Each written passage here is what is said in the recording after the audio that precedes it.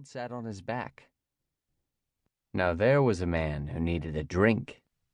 No ring on his finger either. The suit sat down at the bar, 8 stools away. Michael flagged the bartender. "The gentleman who just came in. Give him the best brandy you have, neat." A tiny smile crossed the bartender's lips, and he nodded. Yeah, it was an obvious move, but it would answer the pertinent question quickly. When the brandy appeared in front of the suit, he looked up, and the bartender nodded toward Michael. The suit swiveled in a seat and looked at Michael. A slight parting of lips and a flush to his cheeks, but he didn't turn away, didn't bolt.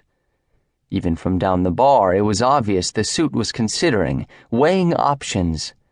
Pale eyes, sharp nose, long, sculpted face. Not too young. The lines of worry Michael had seen before smoothed over, and the man picked up his brandy, stood, and strolled toward Michael as if he owned the place. Yes. For the first time since Michael had arrived in Curacao, a shower of pinpricks traced down his spine. The smoky, intense expression etched onto the suit's face stiffened Michael's cock. Blue. The man's eyes were pale blue. He sat next to Michael. "How did you know?" "That you were gay?" A nod. "I didn't. I took a chance." Michael allowed himself to smile. "Besides, you looked like someone in desperate need of a hard drink." With any luck, that wasn't the only hard thing the suit needed. And here I'd thought I was hiding that too. He took a sip of the brandy and smiled into the glass. "Thank you for this." Silver glinted at the man's wrists, cufflinks.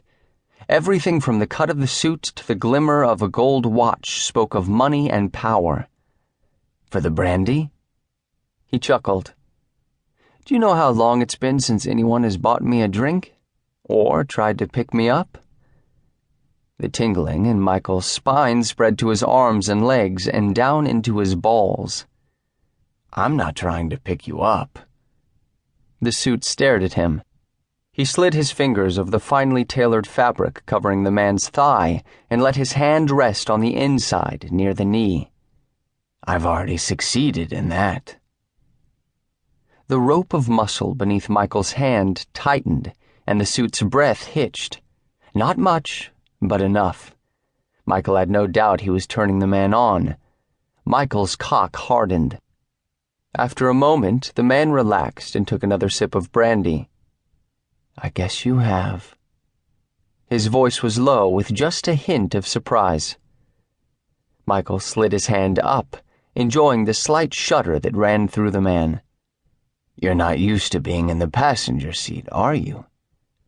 A soft laugh. "But you crave it." Beneath Michael's touch, the man trembled.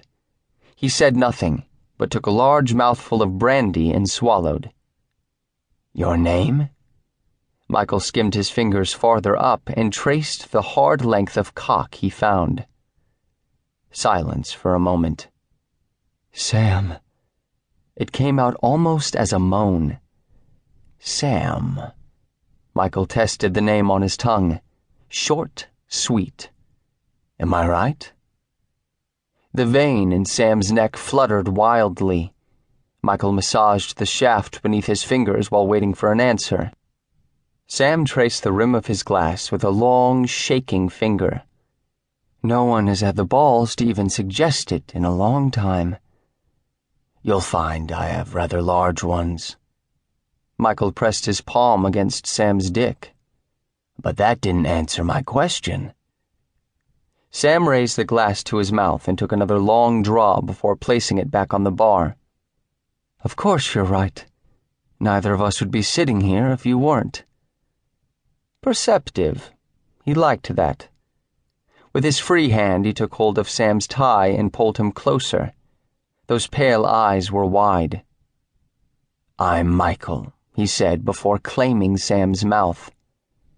Sam opened to him, parting his lips at the briefest touch of Michael's tongue. He tasted of good brandy and desperation. Though Sam held himself still, he shook beneath Michael's touch.